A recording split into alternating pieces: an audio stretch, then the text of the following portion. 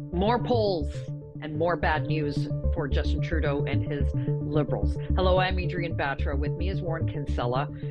We are now on this rolling average of about a week. We are talking about this because there's more and more polls coming out. The numbers are really bad for Justin Trudeau's Liberals. I'm just going to give just an example. A recent Ipsos Reid poll for Global showed that almost three-quarters of those polled want Justin Trudeau to leave. 72% think he should resign. And of that 72%, the 33%, Warren, are Liberal supporters saying he's got to go. Let's unpack that one for starters. 72%. It's huge. That's a huge number of Canadians saying go. Yeah, when you're in a hole that deep, you can't dig yourself out. Yeah. And hacks like us, we love polls, but I Yeah. personally love these polls showing that Trudeau's in big trouble. And I'm hopeful that it's going to persuade him to go. He has lost his base. And I think a big part of the reason for it is what we call the Axis of Weasels deal he did with Jagmeet Singh. Jagmeet Singh has benefited from it. He's gotten some of his policies put forward and so on. Trudeau, I guess, has benefited from it initially. It's kept his government from being defeated. But at the end of the day, Trudeau has lost blue Liberals. He's lost centrist Liberals like me. I worked for Jean Chrétien. I was Jean Chrétien's special assistant. Justin Trudeau should be holding on to a guy like me. And I can tell you, I'm not the only one who's a longtime Liberal who said to hell with this bunch. They are new Democrats. They are not Liberals in the mold of Jean Chrétien or Paul Martin, or, they're just not Liberals anymore. And I think that's worked for the NDP, is the numbers that you showed, prove, but it's not working for the Trudeau brand anymore. And now the other poll, and this is just in the last few days, a Nanos poll done for CTV shows that if an election were held, the Conservatives would enjoy 41% of support from across the country, and the Liberals and the NDP tied at 22%. So now we hear and see the rhetoric increasing, of course, against Pierre Poilievre. You see the MAGA style politics. Justin Trudeau's, shopping that one out, road testing how that's going to work out. But he's been doing that for some time, Warren, and even his cabinet ministers piling on and accusing Pierre Poilievre of the most insane things. Including somehow that shooting that just recently took place in Manitoba. It's just crazy what they're saying. Disgusting. It's not working. It's not working. So does 2024 look like a total rebrand? Didn't Trudeau just bring in some new communications czar to help him out? Yeah, who blocks everybody on Twitter.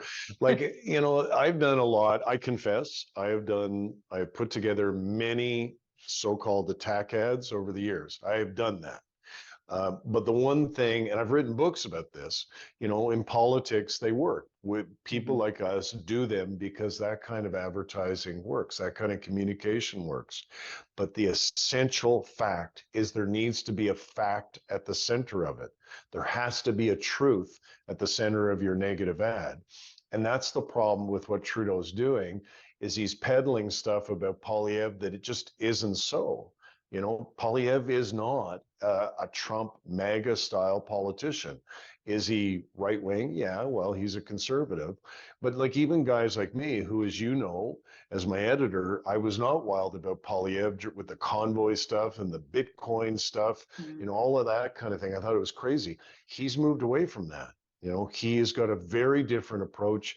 It's this kind of kinder, gentler Pierre Poilievre, and it's working for him. As soon as he started to do that and show his human side and smile more and ditch the glasses and all that, and have his wife involved in some of the shoots that they were doing, he's gone up and he has not gone down. Since the month of May, Pierre Poilievre has been sitting on one of the biggest potential majorities in Canadian history. 15 points. That's a big, big win.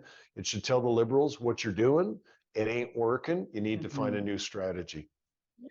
I'm wondering, from your perspective, is that instructive at all for NDP leader Jagmeet Singh? I mean, he's not going to win the next election. This is going to be his fourth federal election, I believe.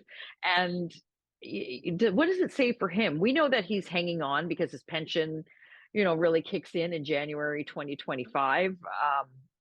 And isn't going to trigger any type of election. So he's going to carry on with this, as you trademarked, axis of weasels with Justin Trudeau and keep propping them up. But talk to me a little bit about the NDP's calculus in all this. Well, I think I was wrong about something. I had thought, when we trademarked that phrase, the axis of weasels deal, I predicted, a lot of us predicted that it would hurt Trudeau in the long run, and that has been the case. But I thought it would hurt Singh too, because he was muddying his own brand, the orange brand, with association with the Liberals. It has not. The polling shows that he is as competitive, if not more so, than he was before. As you just pointed out, he's at 22% nationally. So is Justin Trudeau. The Liberal coalition has broken apart, over the past year. And so Pierre Poilievre has picked up some of that, blue Liberals. The Green Party's picked up some of it, but Jagmeet Singh's picked up a lot of it too. A lot of people are saying, well, look, if I have to voice my opposition to Pierre Poilievre, I'm thinking, maybe I'll vote for the NDP. That has happened before in our history in 2011 with Jack Layton, right? When he had the best showing the NDP has ever had. It could happen again if these numbers keep moving in the direction they're moving.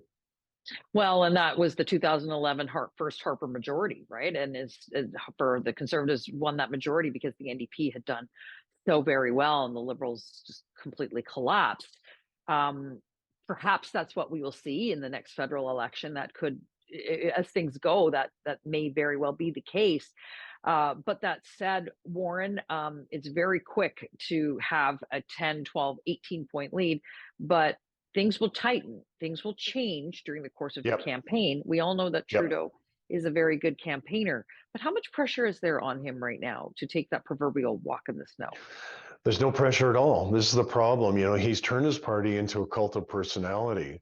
They put all of their eggs in the Justin Trudeau basket, and to give him credit, he did take them from third place in 2015 to first place, and he defeated the Conservative Party, albeit just with a minority, in 2019 and 2021. So but the problem is they have not, because they have become a cult, they have not cultivated, pun intended, an alternative leader. There's nobody sitting in the wings in the way that there was with Martin or Chrétien or Turner. There's nobody sitting in the wings to take over. And that's the problem, is if you stick with Trudeau, you're heading for a pounding. And you get rid of him, you're probably heading for a pounding too, because you have nobody to replace him. So I think the Liberals, they're in big, big trouble. And it's not just, those of us, the so-called right-wing media. It's like everybody's recognizing, Trudeau's waited too long to go. He should have left before now. Well, let us know what you think in the comments below. Should he stay or should Trudeau go? And go to theTorontoSun.com and hit that subscribe button. You're going to find coverage on stories like this and others you will not find anywhere else.